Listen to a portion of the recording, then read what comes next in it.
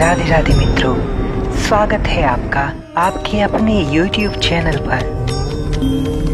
चमक दमक के पीछे दौड़ने वाली ये दुनिया चमत्कार को ही नमस्कार करती है, परंतु योगियों की दृष्टि में चमत्कार बहुत छोटी घटना होती है, ये स्थायी नहीं होती।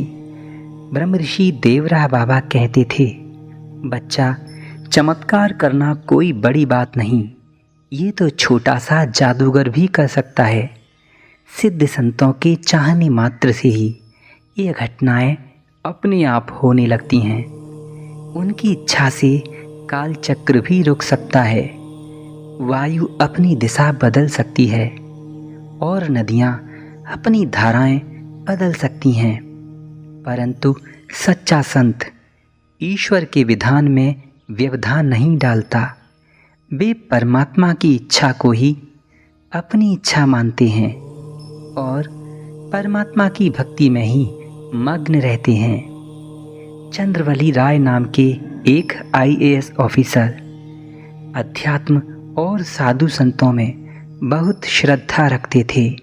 वे अपने कार्यालय के काल में कई बार कई जगह ट्रांसफरित हुए। अनेकों महात्माओं के उन्होंने दर्शन किए, परंतु वे किसी से भी संतुष्ट न हुए। अपने करीबी मित्र से उन्होंने ब्रह्म ऋषि श्री देवराह बाबा के बारे में सुना। एक दिन वे अपने ऑफिस में ऑन ड्यूटी थे।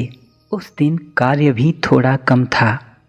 संयोगवश उनके वो मित्र वहीं आ गए और ऑफिस में भी बाबा की चर्चा छिड़ गई।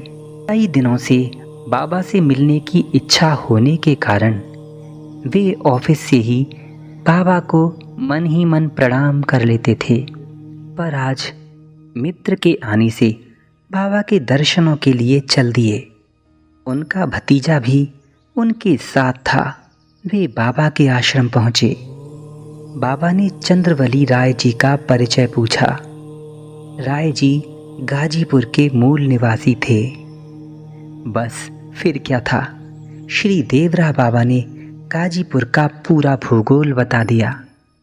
श्री बाबा ने राय जी को गांव तथा उनके आसपास के सभी स्थानों को गिना डाला। बाबा ने कई पुराने लोगों का नाम भी लिया, जिसे सुनकर राय जी स्वयं अचंभे में पड़ गए।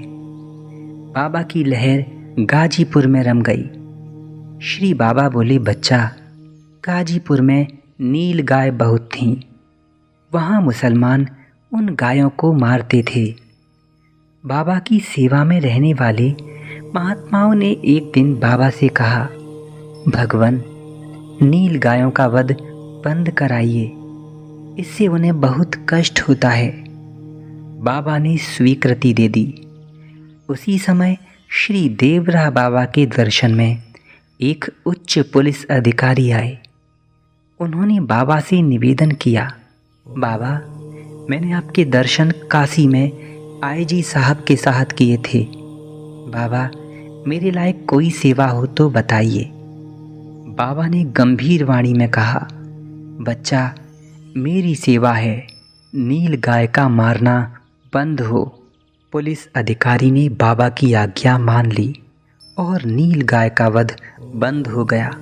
संयोगवश एक गाय को उसी दिन गोली लगी थी।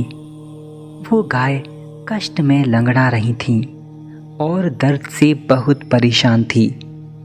बाबा को गौ माता का कष्ट सहन नहीं होता।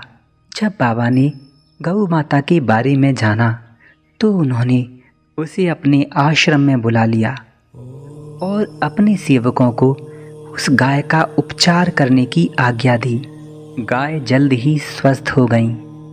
आज भी बाबा के आश्रम में गौ माता की लगभग सभी प्रजातियों की सेवा की जाती है। गौ माता के लिए बाबा कहा करते थे, बच्चा, स्वयं परम पिता परमात्मा ने श्री कृष्ण अवतार में गाय की नंगे पैर सेवा की है। मनुष्यों को अगर धर्म, अर्थ, काम और मोक्ष चाहिए तो गाय की सेवा अवश्य ही करनी होगी। मित्रों, जैसे भी हो, जहाँ भी हो, आप भी गौ माता की सेवा अवश्य करिए।